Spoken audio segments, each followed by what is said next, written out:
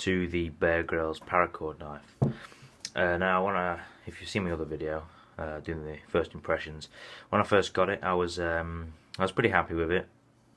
For the price, it cost me I think about £20, £21, reduced from 40 on blades and bows.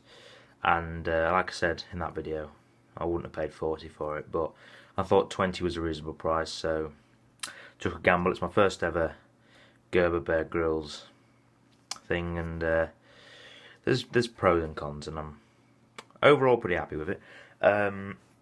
So you can probably see the first modification I did was remove the orange paracord and put this kind of, if you know what German Flecktarn, I think that's how I'm pronouncing it right, Flecktarn camouflage, it kind of looks a bit like that. I'll just focus it.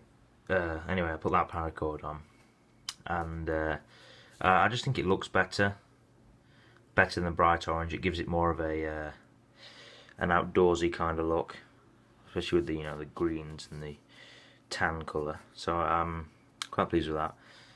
I was just I didn't put a lanyard on it because I didn't really think it was necessary, so I just left a little bit and then tied it off and melted it.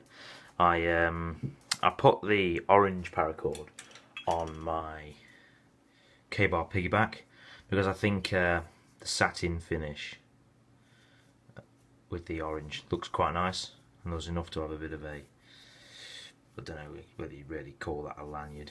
I can't really fit my hand through it, but instead of cutting it, I figured I'd just use the full length in case I ever wanted to, change it back. I know I've got the correct length of paracord, but I just keep that on there, and I just think it makes it look a bit better. Anyway, so the second modification I did was I took the belt thing off, because I never wear a knife on my belt. If I do, it's very rarely, because in the UK, with all the knife laws and things, you've got, the only place you could ever really carry it would be in a woods, and even then I just prefer to have it in my bag or in my pocket.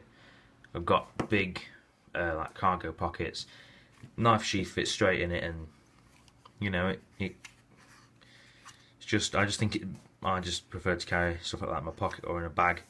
So I undid the belt attachment thing and decided to try and see if it would work as a neck knife.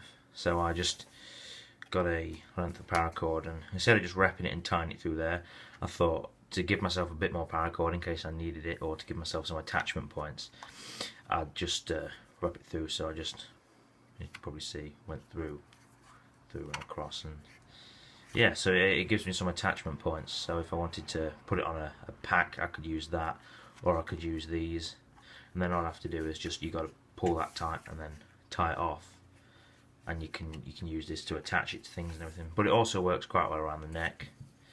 So if I can just straighten that out a bit. So yeah, I carry that around my neck a bit, and it's you've got it on, but it's not too heavy. It doesn't give you any like neck fatigue or anything. It yeah, it's it's there, but it's not too heavy. So basically, I carry it like that, and I'll just see if we can. There's no blade place. There's a. You probably can. I don't know if you can hear that, but it's the tiniest bit of blade place I'd say. I'm just really nitpicking there. It's the strongest retaining sheath I've ever really had. There's a bit of play like that, but that's me putting pressure on it. It's not gonna come out. I've noticed that the sheath has worn a bit more actually. When I first got it, the only way you would get it out is to a lot of force on there and push it out like that, and that was the only way to get it out, or just wrench it like that. But now I've noticed it will just come out with, I don't know if it's going to be shown on camera, but a lot less force than you needed to. You can push anywhere now, so you can push at the top. It's just worn a bit better. So yeah, anyway, that's just modifications. I'm going to have a video going up of me using this knife outside. It's all well and good showing it, but I want to see how it performs. I must say I'm pretty pleased with it. I have used it outside, and this coating, I don't know what kind of coating it is, whether it's like an epoxy kind of baked on coat or one of those titanium coatings, but it's held up pretty well. It hasn't really worn, just on the edge bits there, but it's pretty through its paces. Definitely been batoning and carving with it and everything, and it's not going to do that. And I've got the it fairly sharp. I mean, it takes a bit of time on the stone, but once you get it there, it's, you know, it's not too bad. Anyway, I just figured I'd show you the upgrades I've done. So yeah, tell me what you think. I'd be interested to know. Cheers guys, see you later.